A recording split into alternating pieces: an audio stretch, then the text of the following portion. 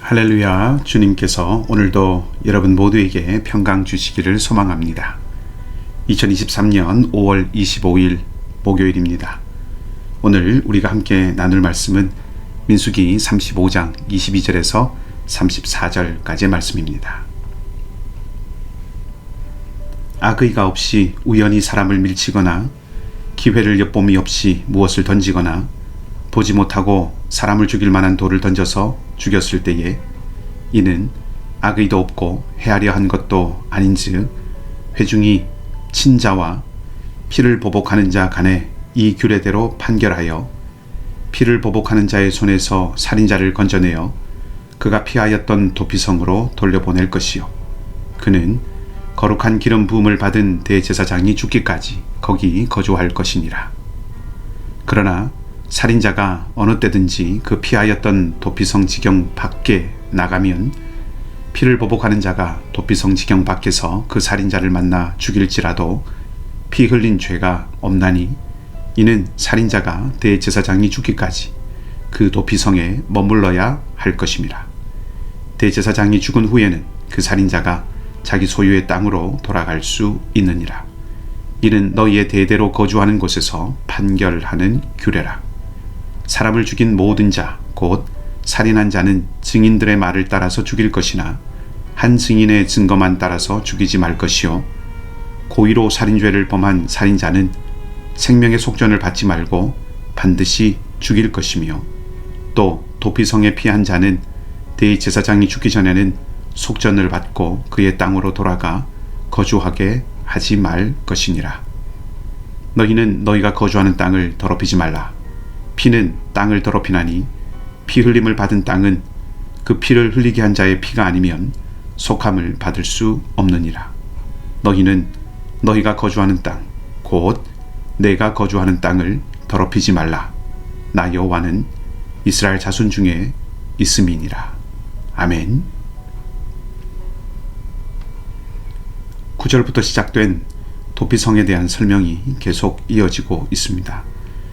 어제 이미 살펴본 것처럼 도피성을 두는 이유는 불의한 죽음과 과도한 피해 복수를 막기 위한 것이고 또한 살인자를 땅으로부터 격리시켜서 땅의 정결을 유지하는 것입니다. 이것을 통해서 하나님께서 처음 사람을 지으시고 땅을 경작하는 일을 사람에게 주셨을 때부터 땅과 사람은 서로 하나님의 통치와 하나님의 마음을 담아내는 그런 관계가 되어야 했고 땅과 사람은 서로에게 깊이 연결되어 있는 존재들이라는 것을 다시 한번 확인하게 됩니다. 오늘 도피성 제도를 통해서 생각해 보고 싶은 것은 의도치 않은 살인이라고 하는 그 사적인 영역에서 일어난 일을 도피성과 재판을 통해서 공적인 영역에서 다룬다는 사실입니다.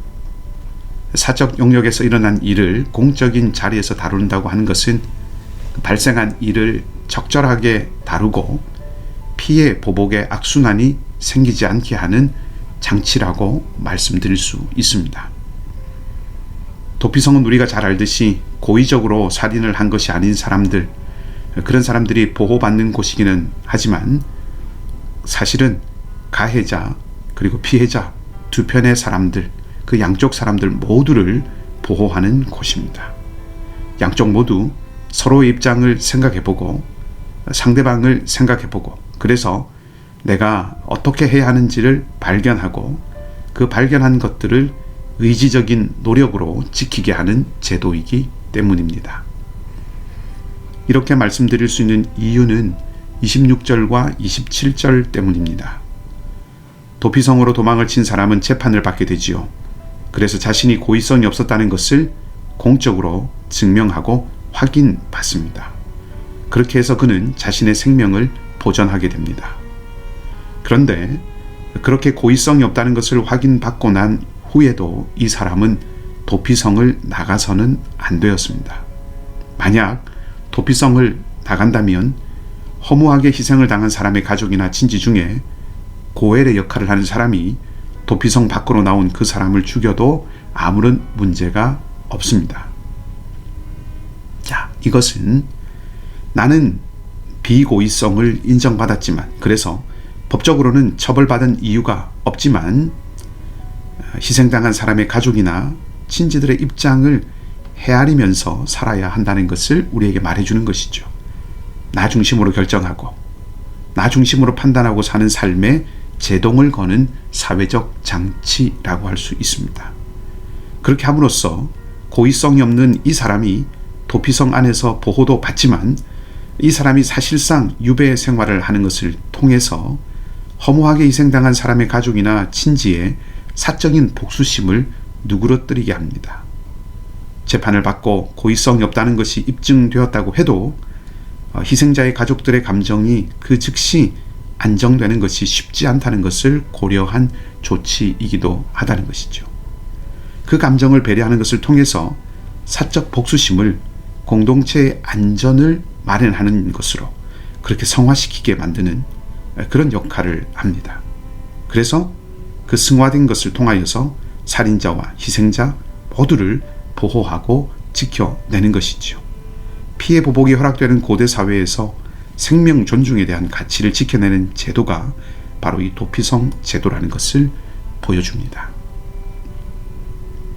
그리고 그것이 우연히 일어난 사고라고 해도 사람의 생명을 앗아가게 한 일은 피로써 속죄함을 받아야 하는 일입니다. 도피성으로 피신한 자는 그곳에서 대제사장이 죽을 때까지 머물러야 했다는 것이 그것을 말해줍니다. 대제사장의 죽음은 그런 의미에서 일종의 대속의 죽음이라고 할 수 있습니다. 그래서 대제사장이 죽을 때까지는 피를 흘린 일에서 해방될 수 없는 것이죠. 자, 이 제도에 담긴, 이 도피성 제도에 담긴 하나님의 마음을 생각해 보십시다. 우리는 비록 무고하고 또 고의가 아닌 사건으로 인한 희생이지만 하나님께서 생명의 피가 땅에 쏟아진 것을 매우 안타깝게 여기시고 비통한 심정으로 함께 하신다는 것을 알 수 있습니다. 비고의적인 살인을 매우 음정하고 세밀하게 다루시는 걸 통해서 그 하나님의 마음을 짐작해 볼 수 있는 것이죠. 하나님은 비고의적인, 고의적이지 않는 살인을 저지른 사람을 보호하시기도 하시지만 그에게도 대제사장이 살아있을 동안에는 도피성을 나가지 못하게 하는 그런 제한 조치를 하심으로써 이 일이 비록 사고이지만 그러나 결코 가벼운 일이 아니라는 것을 알게 하시고 고의적이진 않지만 안타깝게 희생당한 그 사람의 가족과 그 공동체를 비고의적으로 살인을 저진 이 사람이 생각하며 살아가게 하십니다. 또한 허무하게 희생당한 사람의 가족이 지나친 분노에 사로잡혀서 필요 이상의 반응을 보이지 않도록 공적인 재판을 통해서 적절하고 냉정하게 그들이 지켜야 할 자리를 지키게 하십니다. 그리고 비고의적인 살인을 저지른 그 사람과의 접촉을 단절시켜서 이 아픔이 승화되도록 길을 열어주십니다. 모두를 살리시고 땅의 정결을 지키시는 하나님의 생명을 아끼는 마음을 엿보게 되는 것이죠. 오늘 이 생명을 아끼는 하나님의 마음을 품은 하루가 되기를 바랍니다. 내 생명을 아끼듯이 타인의 생명과 인격도 아낄 수 있고 그 소중함을 볼 수 있고 지켜줄 수 있는 하루가 되기를 바랍니다. 서로가 서로를 지켜주고 보호해주는 하루가 되기를 바랍니다. 형제 사랑이 있는 곳에 하나님께서 함께 하시고 주님이 임재하실 것입니다. 시편 133편은 이 마음이 잘 드러난 시입니다. 이 말씀으로 오늘 설교를 정리하겠습니다. 보라, 형제가 연합하여 동거함이 어찌 그리 선하고 아름다운고, 머리에 있는 보배로운 기름이 수염 곧 아론의 수염에 흘러서 그의 옷깃까지 내림 같고 헐몬에 있으리 시온의 산들에 내림 같도다. 거기서 여호와께서 복을 명령하셨나니 곧 영생이로다. 아멘. 함께 기도하겠습니다. 하나님, 원한도 없고 해칠 의도도 없이 부지중에 사람을 죽이게 된 것이 겉으로는 고의적인 살인과 다를 바 없다 하더라도 그 동기가 다르기 때문에 부당하게 대우받지 않을 수 있었습니다. 마음과 생각과 중심을 감찰하시는, 또 그들을 헤아리시는 하나님의 마음 때문입니다.